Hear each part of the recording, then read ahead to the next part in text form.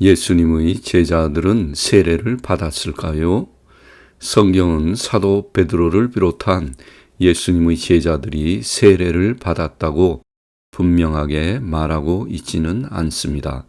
하지만 우리는 예수님도 물로 세례를 받으셨고 또한 사도들도 새로 믿는 자들에게 세례를 주었다는 것을 알고 있습니다.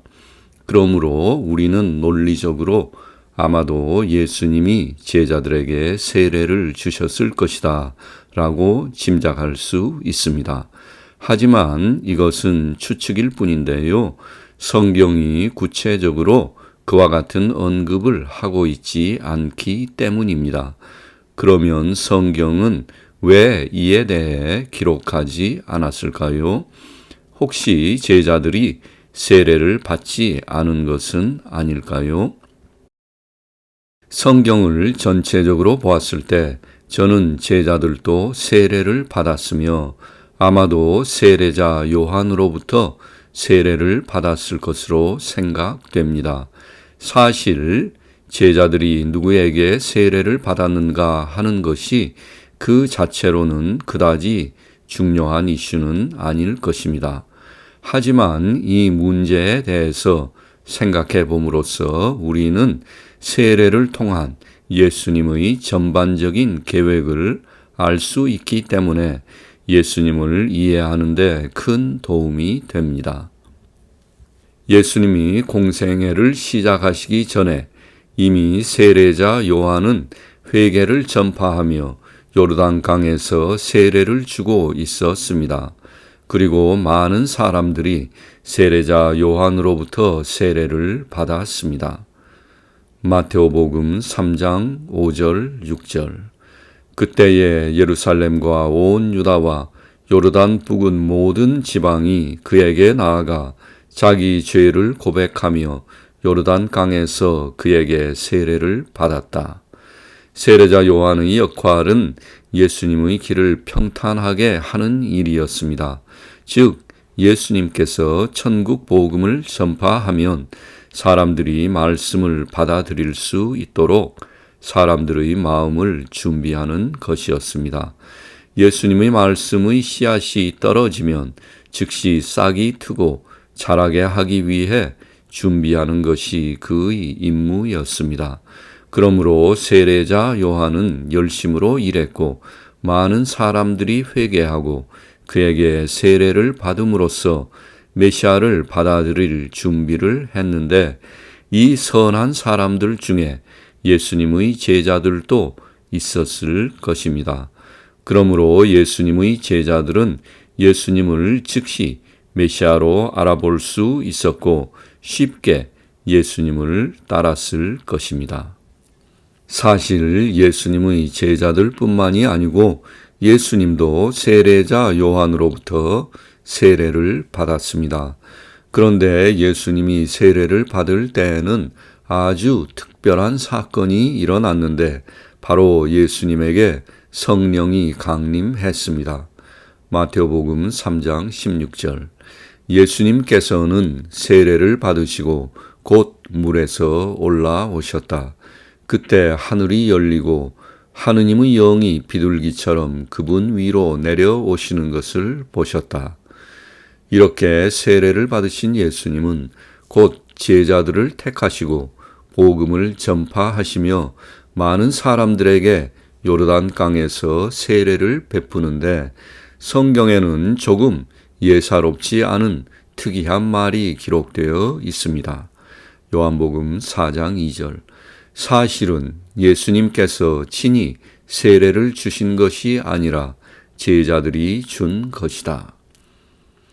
많은 사람들이 요르단강에서 예수님으로부터 세례를 받았지만 이것은 예수님이 세례를 주신 것이 아니라 제자들이 세례를 주었다고 성경은 말하고 있는 것입니다.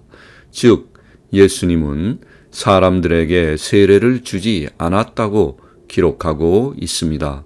또한 성경 어디에도 예수님이 제자들에게 세례를 주셨다는 말은 없습니다.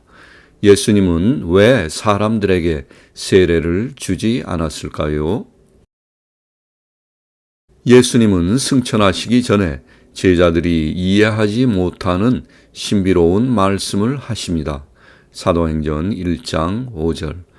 요한은 물로 세례를 주었지만 너희는 며칠 뒤에 성령으로 세례를 받을 것이다. 예수님의 이 말씀을 전혀 이해하지 못한 사도들은 이와 같은 엉뚱한 질문을 합니다. 주님, 지금이 주님께서 이스라엘에 다시 나라를 일으키실 때입니까? 그러자 예수님은 오직 성령이 너희에게 임하시면 너희가 권능을 받고 예루살렘과 온 유다와 사마리아와 땅 끝까지 이르러 내 증인이 되리라 라고 말씀하시며 승천하십니다.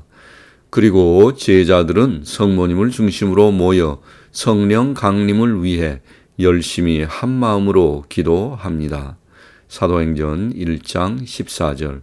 그들은 모두 여러 여자와 예수님의 어머니 마리아와 그분의 형제들과 함께 한 마음으로 기도에 전념하였다. 그리고 그들이 9일 동안 기도를 바친 후 성령이 강림하는 사건이 일어납니다.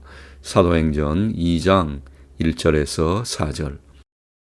오순절이 되었을 때 그들은 모두 한자리에 모여 있었다. 그런데 갑자기 하늘에서 거센 바람이 부는 듯한 소리가 나더니 그들이 앉아 있는 온 집안을 가득 채웠다.